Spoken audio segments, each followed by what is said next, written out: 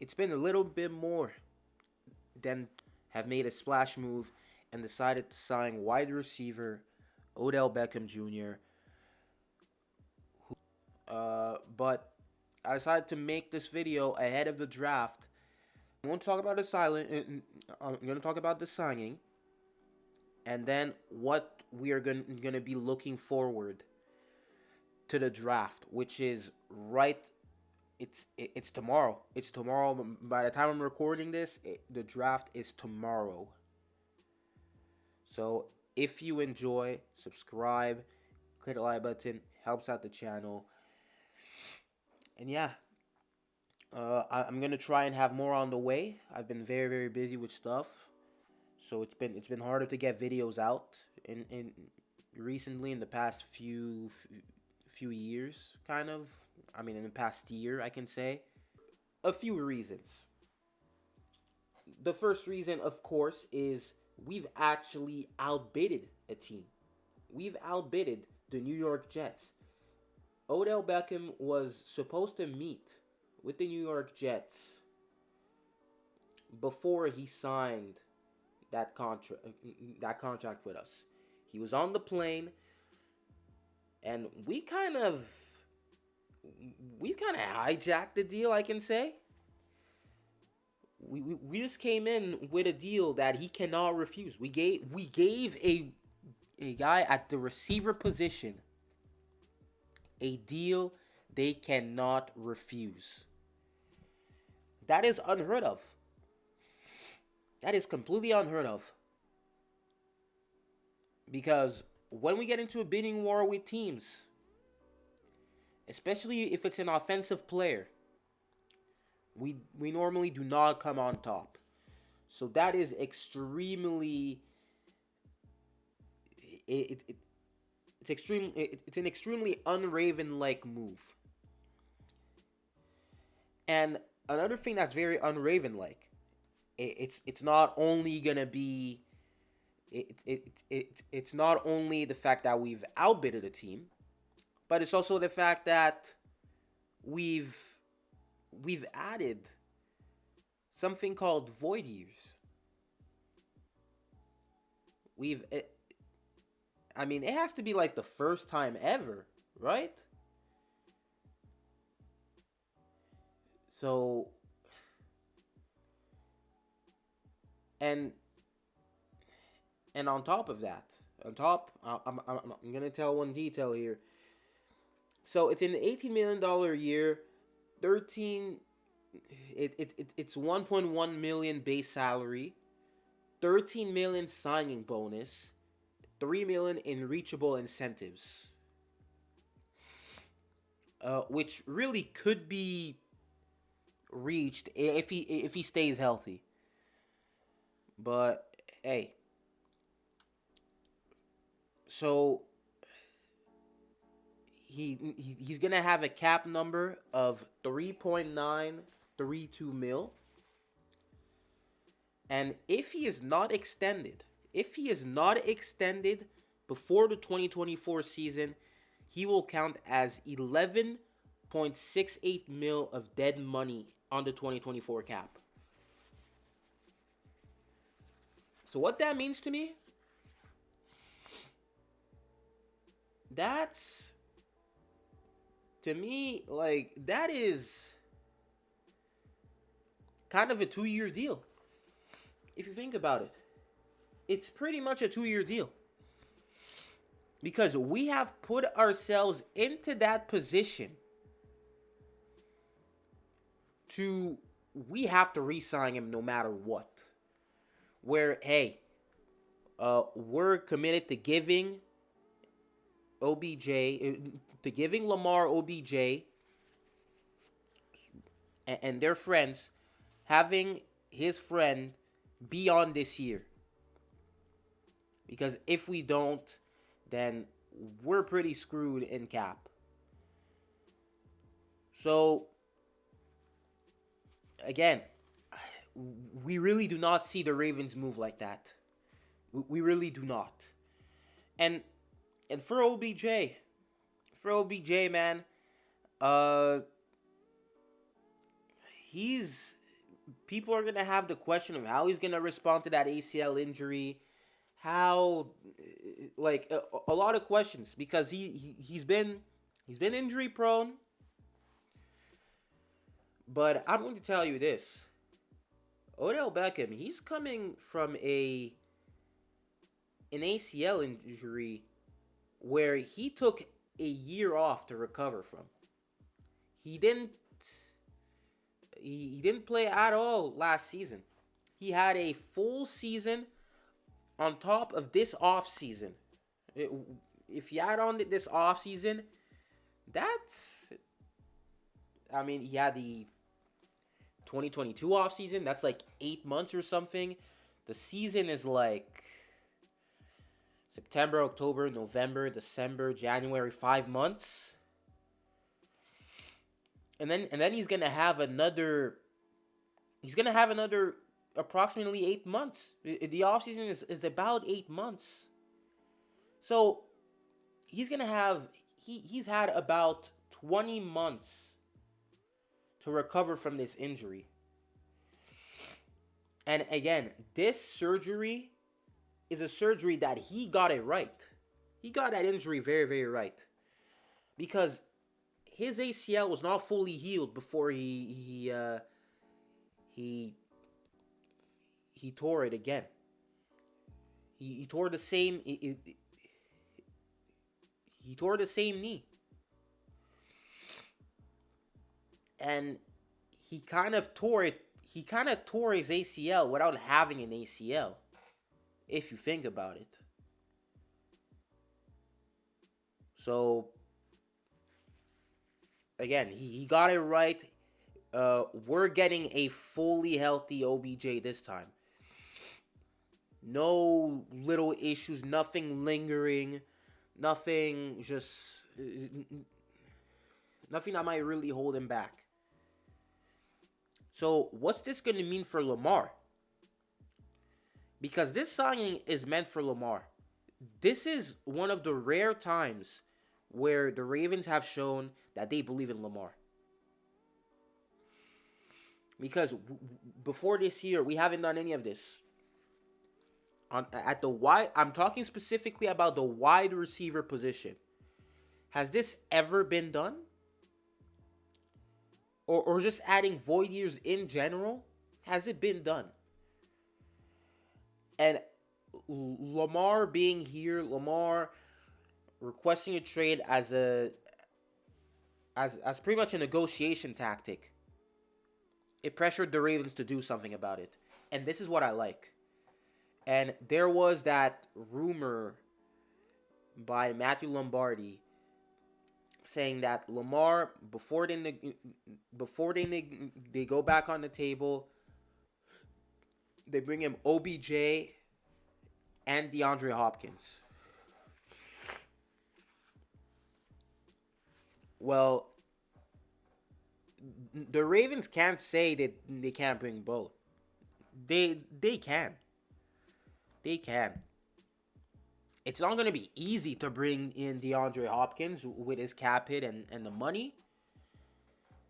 But the good news is that you're not going to look forward to giving him a pay raise. He still might want. He's still likely going to want to get paid, but he's not going to ask for a pay raise from what he's already getting paid. So that is one advantage to you.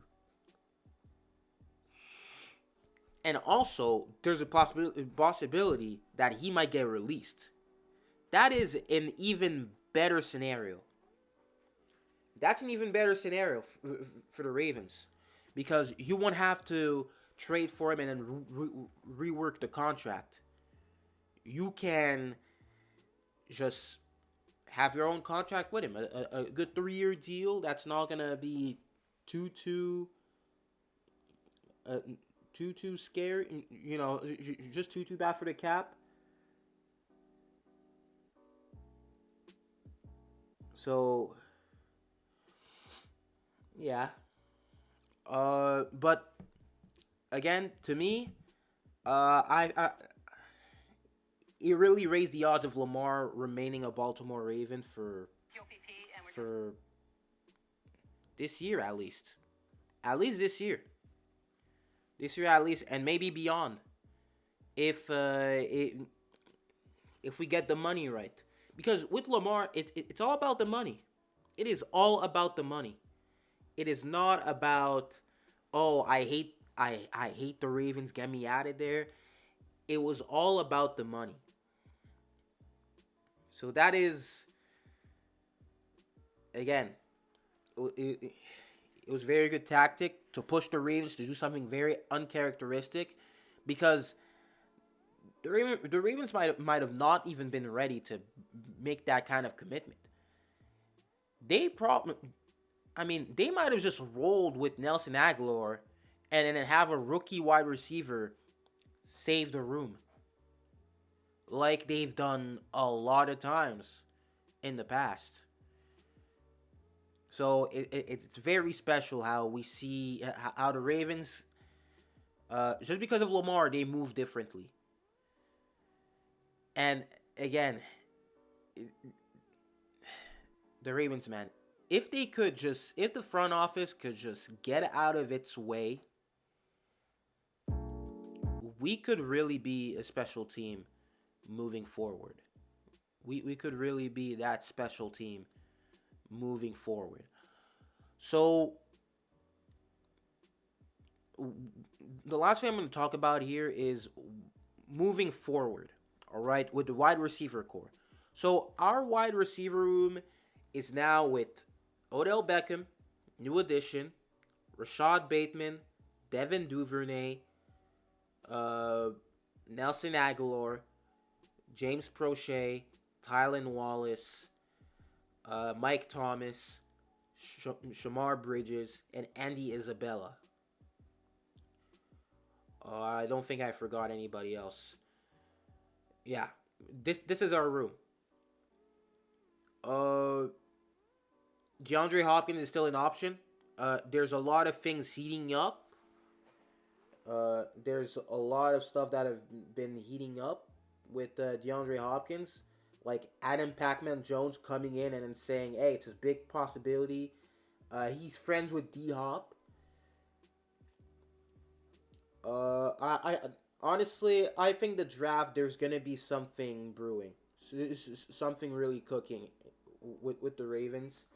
Whether it's a Lamar contract, maybe a D-Hop trade, and honestly, the best case scenario would be getting D-Hop, and then probably getting a corner. Honestly, I wouldn't be surprised if we still go receiver. Why? Because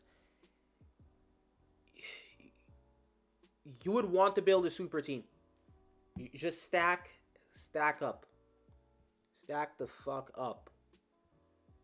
Because you never know what happens. And even with the room we have, adding DeAndre Hopkins, it's going to make this offense extremely dangerous with Todd Monken at the helm now, with his scheme, his style. It is more wide receiver friendly. And Lamar, he's been looking very, very happy with the OBJ signing. He's been very pleased because, and how do you know? He wasn't doing this. He wasn't FaceTiming Nelson Agholor. So that's pretty much how you know. But hey, this offseason has taken a full 180 for Ravens fans.